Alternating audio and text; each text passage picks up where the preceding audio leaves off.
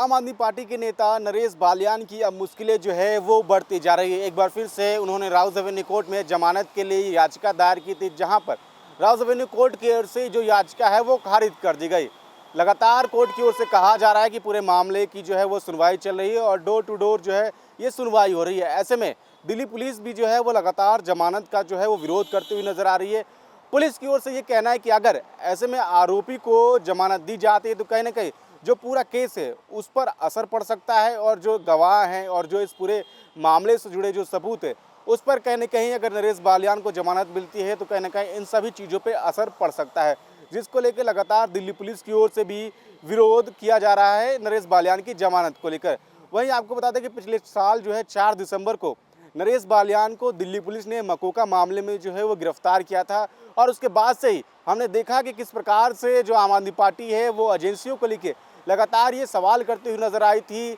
BJP से, और लगातार ये कह रही थी कि जो एजेंसियां हैं उसका किस प्रकार से दुरुपयोग किया जा रहा है, दिल्ली पुलिस का किस प्रकार से दुरुपयोग किया जा रहा है। लेकिन मकोका मामले में आरोप तय होने के बाद से ही लगातार हम देख रहे हैं कि राउस एवेन्यू कोर्ट में इसको लेकर सुनवाई चल रही है और इससे पहले भी कई बार जो है नरेश बालियान की ओर से जमानत के लिए याचिका दायर की गई थी, लेकिन इसमें जो है कोर्ट की ओर से उन्हें झटका लगा है और आज भी जो है उनकी ओर से जमानत याचिका के लिए कोर्ट में जो है वो दायर किया गया था याचिका, लेकिन कोर्ट ने आज भी खारिज कर दिया।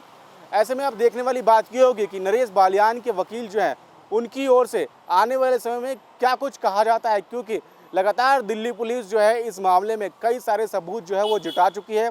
और इस पूरे मामले में दिल्ली पुलिस की ओर से लगातार इन्वेस्टिगेशन भी किया जा रहा है। ऐसे में कई लोगों के जो नाम हैं वो सामने आए थे, जिनको लेकर कोर्ट में लगातार सुनवाई जो है वो चल रही है। और मकोका मामले में नरेश बालियान का नाम आने के बाद किस प्रकार से हम देख रहे थे कि जब आम आदमी पार्टी की सरकार दिल्ली में थी तो किस प्रकार से लगातार जो है वो आरोप लगाए जा रहे थे और उनकी गिरफ्तारी का किस प्रकार से आम आदमी पार्टी जो है वो विरोध कर रही थी। लेकिन मौजूदा समय में दिल्ली में बीजेपी की सरकार है, ऐसे में अब नरेश बालियान लगातार वो कोर्ट के सामने जरूर जमानत याचिका जो है वो दायर कर रहे हैं, लेकिन कोर्ट द्वारा वो खारिज कर दिया जा रहा है। दिल्ली पुलिस लगातार ये कहती हुई नजर आ रही है कि कोर्ट में इस पूरे मामले को लेके जो सबूत हैं वो कोर्ट के सामने प्रस्तुत किए जा रहे हैं। ऐसे में कई ऐसे और जो दस्तावेज है जिनको दिल्ली पुलिस जो है वो खंगाल रही है और तय आने वाले जो समय है उस समय भी जो दिल्ली पुलिस है वो कोर्ट के सामने और सारे दस्तावेज जो है वो प्रस्तुत करेगी। ऐसे में देखने वाली बात ये होगी कि क्या नरेश बालियान की ओर से आने वाले समय में क्या फिर एक बार जो जमानत के लिए कोर्ट में याचिका दायर की जाती है